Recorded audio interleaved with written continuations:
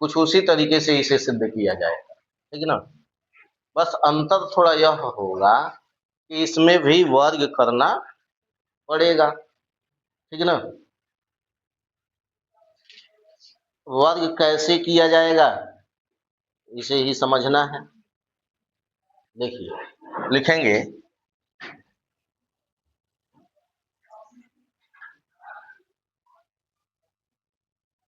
माना कि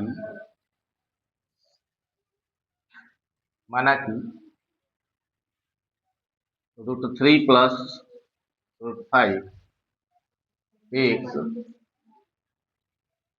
परिमेय संख्या है, इसलिए इसे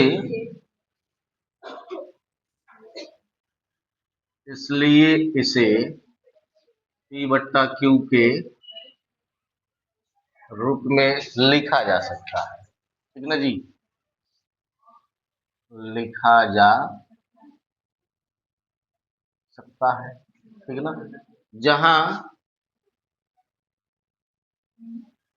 P तथा Q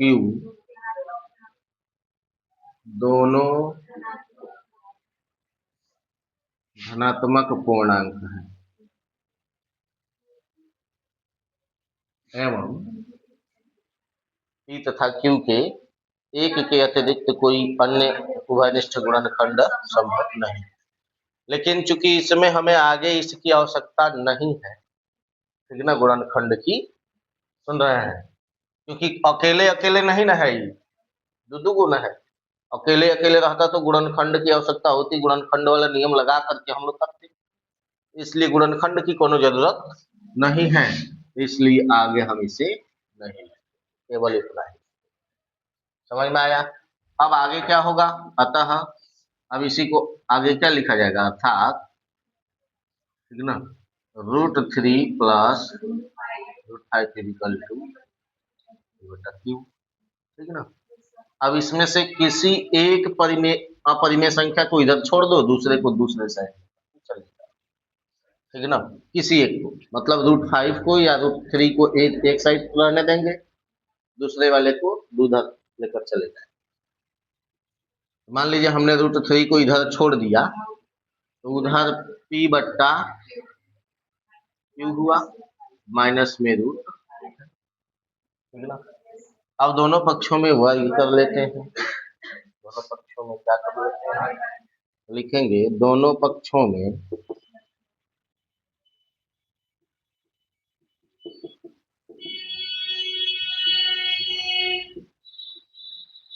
ठीक है ना, चाहे इसका इधर गुणा करके भी कर सकते थे, तो डायरेक्ट यहीं कर लेते हैं। तो यहाँ अगर हम गुणा करें तो ये √3 का स्क्वायर होगा, और इधर P/Q माइनस √5 का होल स्क्वायर होगा, इसमें a माइनस बी का होल स्क्वायर वाला नियम लगेगा। P/Q इस पूरे का square, a square minus 2ab, P/Q into b की जगह √5 प्लस √5 का स्क्वायर, इधर केवल 3 हो गया, ठीक है ना। जब इन सबका वर्ग होगा, इधर P² माइनस 2P इंटू √5, तो 2√5 इंटू P/Q जी, प्लस, ठीक है ना, समझे। अब आगे चाहे तो इस 5 को हम इधर लेके चले जाए, 5 को अगर इधर लेकर आ जाए, ठीक है ना, तो क्या हो जाएगा,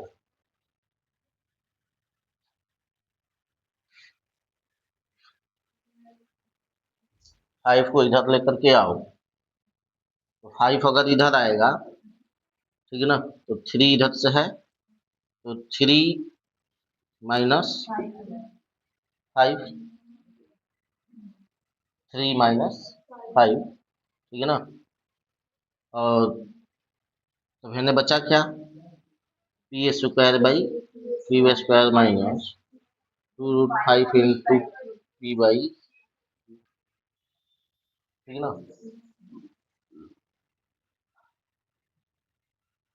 घटेगा तो माइनस में 2 होगा, होगा ना।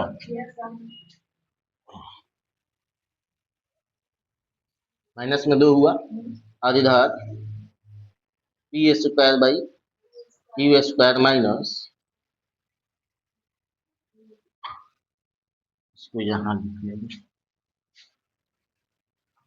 इधर माइनस में 2 और उधर क्या बचा, P square by q square, फिर माइनस में है पूरा बच रहा है ना, 2√5 इंटू पी बाई, समझे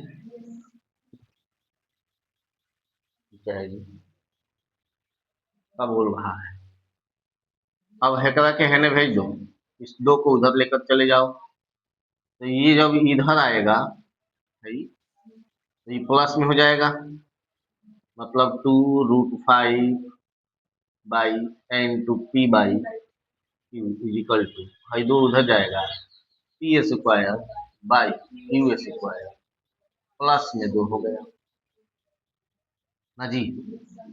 अब क्या होगा, इधर इनका एलसीएम अगर लिया जाए, P square plus 2 into Q square by q square, यहाँ 2√5 इंटू पी बाई क्यू, एगो क्यू से एगो क्यू कट जाएगा, ठीक ना, क्यू नहीं है स्क्वायर है तो एक एगो कट गया, तो है ना केवल एगो, हाई पी को है ना भेज दो, पी को इधर भेज दो, 2 को भी उधर भेज लो, तो इधर का बचा केवल, समझ में आया, √5 इधर बचा केवल, 2 और पी उधर चला गया, तो इन्हें गुणा में है उन्हें जाएगा तो क्या होगा भाग में, तो ऊपर आपका जैसे है वैसे ही रहेगा,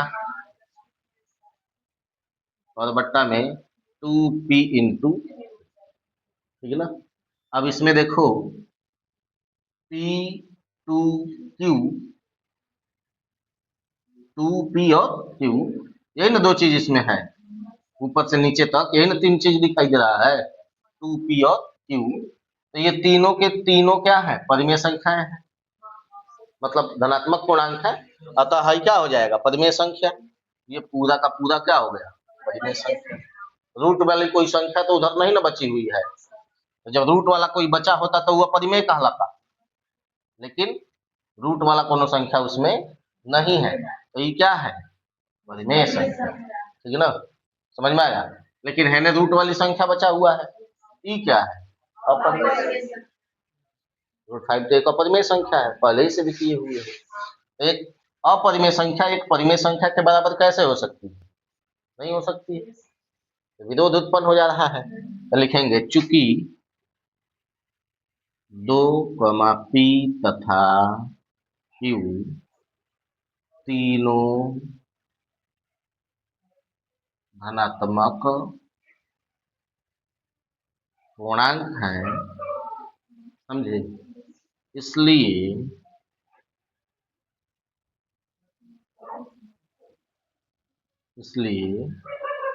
P square plus 2 Q square by 2pq, ठीक है ना, एक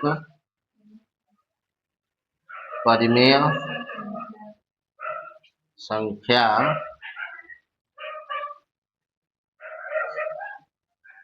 है, समझ में आया। अतः √5 तथा धने, ये क्या है, अपरिमेय संख्या, ये क्या हो गया, परिमेय संख्या, ठीक है ना, तथा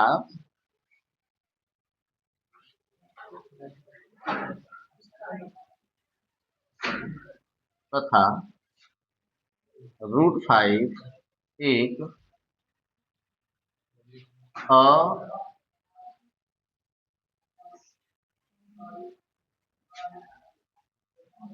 अपरिमेय संख्या है, समझ में आया। अब यह विरोधाभास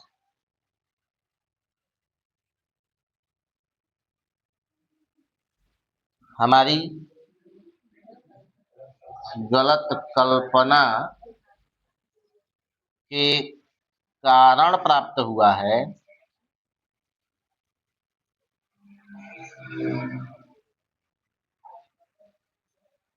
इसलिए √3 प्लस √5 एक अपरिमेय संख्या है। यही प्रूफ हो गया। समझे जी? समझ में आया है?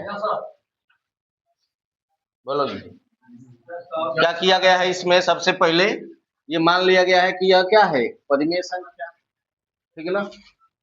तो इसलिए इसे P बटा Q के रूप में लिखा जाएगा।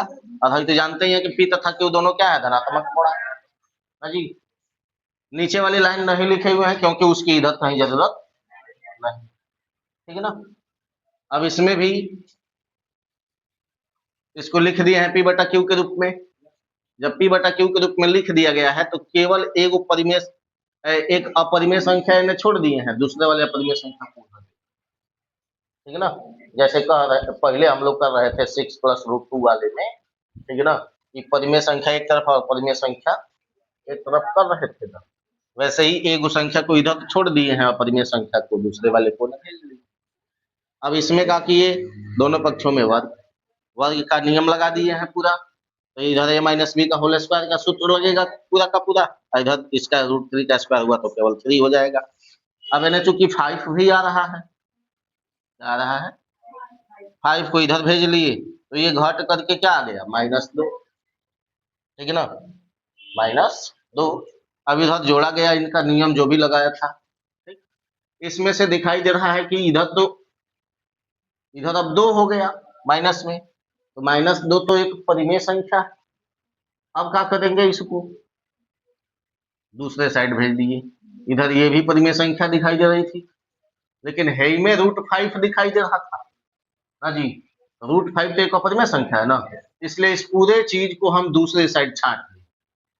दिखाई दे रहा है इधर, इसको अलग क्यों किए हैं, क्योंकि इसमें एक अपरिमेय संख्या यहाँ दिखाई दे रही है, इसलिए इसको अलग छांट करके कर लिए हैं।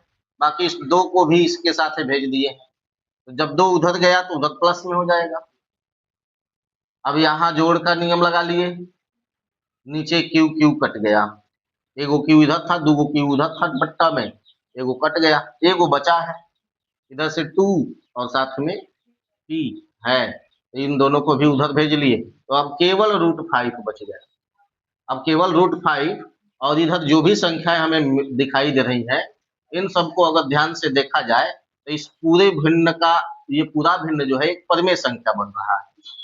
उसमें कौन अपरिमेय संख्या, न नीचे अपरिमेय संख्या है ना ऊपर अपरिमेय संख्या है, तो इसलिए ये पूरा का पूरा क्या बन रहा है, एक परिमेय संख्या बन रहा है। तो उसको लिख दिया है कि 2, p तथा q तीनों धनात्मक पूर्णांक है, इसलिए ये पूरा का पूरा क्या है, एक परिमेय संख्या है, ठीक है ना। तथा √5 जो दूसरे साइड में है वो अपरिमेय संख्या है, ठीक है ना। अब यह विरोध हो रहा है कि एक परिमेय संख्या एक तरफ है, एगो अपरिमेय संख्या एक तरफ, दोनों कभी बराबर नहीं हो सकती हैं, ठीक है ना। तो यह विरोधाभास हमारी गलत कल्पना के कारण प्राप्त हो रहा है, ठीक है ना। इसलिए ये पूरा का पूरा जो है √3 प्लस √5 ये पूरा का पूरा क्या है, एक अपरिमेय संख्या, ठीक है ना। समझ में आ गया है? बनाओ।